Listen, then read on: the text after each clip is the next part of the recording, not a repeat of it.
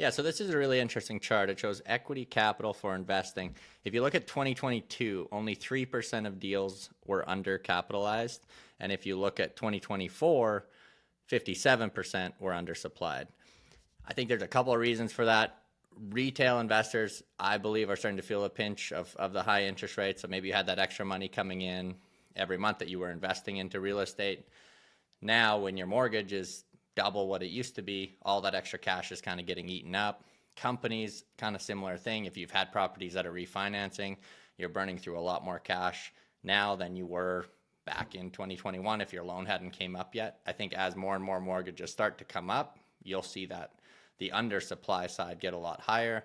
I think some of this will be on public companies where they have redemptions. A lot of people are probably pulling money out of funds, so now you're having to re-raise for the money that's been redeemed, as well as raise for the new deals, and it's just causing an undersupply of cash in the market.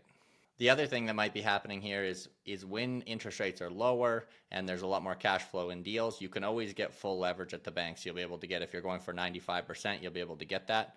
As interest rates come up, it does get harder to get the full value from CMHC or from the bank. And in that case, you have to actually put in more money. So maybe instead of putting 5% down, you have to put 10% down. So it actually requires more capital to do it. So an example of that is if you could normally buy $1 million property and put 5% down, you're only needing 50 grand. Now you might need 100 grand. So now you're trying to find from other investors. Those investors might not be there, right?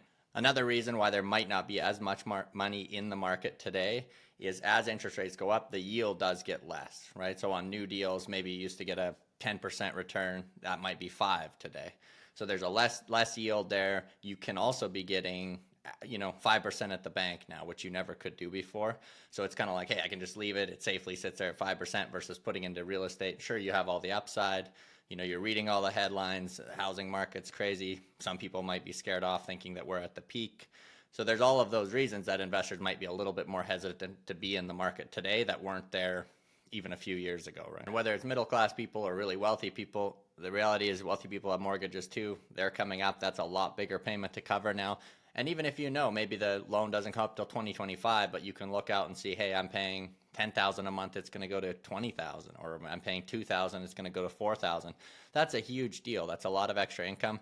So you might be starting to save already for that, not investing like you would have. So there's lots of reasons why there's not as much cash in the market. So if you look on the debt side, this is capital for development and redevelopment. In 2022, the 21% was undersupplied. Today, that number's 70-some%. So if you look at on the equity side and now on the debt side, 50 to 70% of deals are undersupplied, right? So I think what you'll start to see happening is just a lot of deals don't get done. It's not going to make sense to develop when you're undersupplied, both on the debt and the equity side, and it's just going to cause more and more issues for the housing market. Even, the reality is if every deal could be funded at 100%, maybe, or even closer to how it was in 2021, we still weren't building even close to enough homes that we need with the population growth we have. So now this is starting to be a big problem.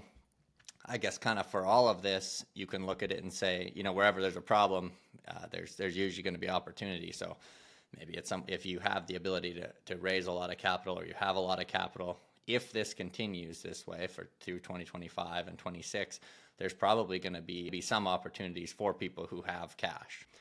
If you look at this chart, if it continues even one more year, you're getting into the 90% of deals that aren't going to be able to be funded. I mean, if you're undersupplied on the debt side, you're undersupplied on the equity side.